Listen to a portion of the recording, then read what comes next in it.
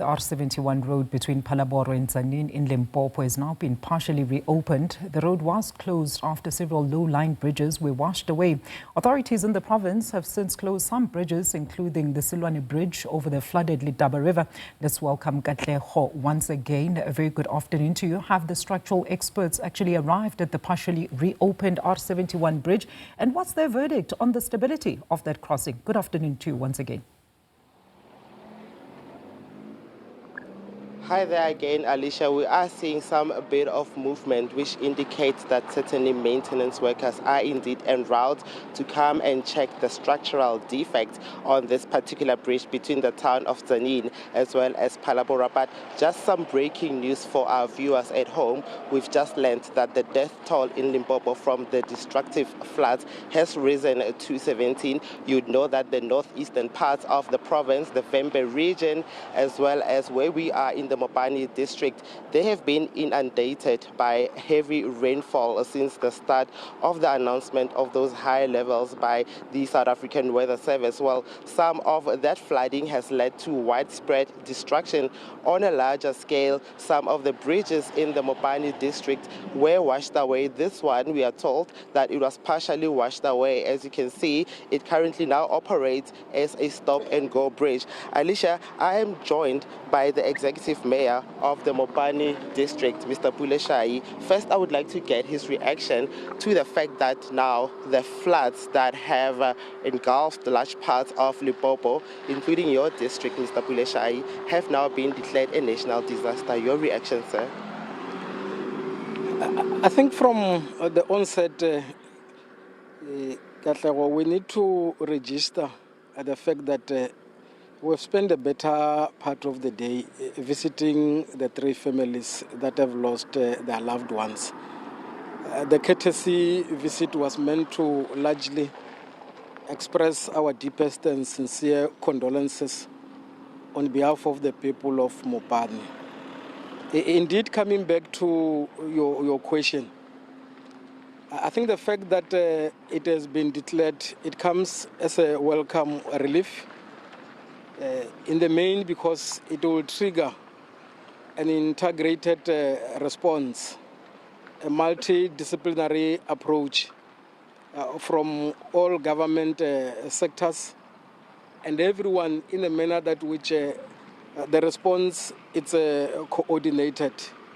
Just on our part at the level of the district, we've had our mayor's forum, we've had our mayoral session. We have consolidated sufficient assessment which is costed, and I know that as we speak we are finalizing proper costing, which the classification justifiable so should be able to respond to what we will be submitting as a comprehensive report to COGSTA, to the provincial Disaster Management Center, so that when the intervention roll out, we are able to see express practical work that happens to restore the conditions to their original state. I can tell you for a fact, Katlego, that the bridges indeed have collapsed, but you would have traced and seen semblance of human resilient collective work, volunteerism. At Selwane alone, we worked with the people to ensure that the collapsed bridge is resuscitated and people are able to run that level. But that's not what we saw, Mayor, though. That bridge is closed right now, and motorists are warned not to use the Selwane bridge, as some parts of that bridge, perhaps this will need a structural engineer or an expert, but we've seen wide gaping holes on the side of the wall barricade of the bridge. So we certainly saw signs indicating that that bridge is closed and is currently regarded as unsafe and unstable. Why do you say that you've created all these protocols? The community of Selwane has an internal bridge called Mahale going into the community. For the past 3-4 days, they will literally cut off. The bridge we are referring to is the Letaba River bridge, which is effectively closed.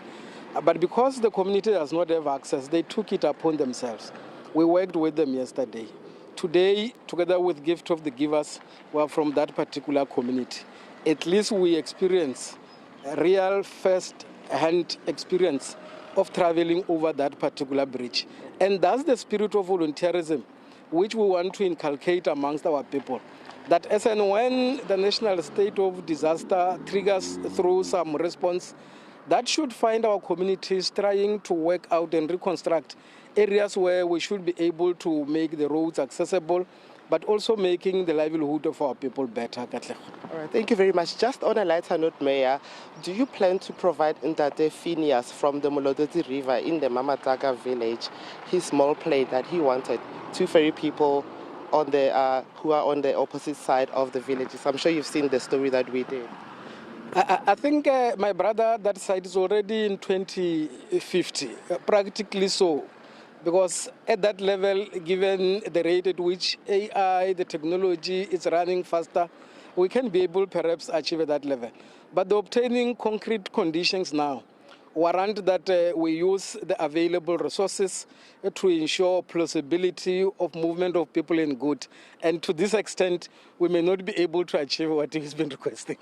Thank you very much. That's the Executive Mayor of the Mopani District, Mr. Puleshai, talking to us about the fact that they welcome the decision to declare this floods as a national disaster. Back to you, Alicia. Thank you so much to SABC News reporter there, Katlego Nyoni.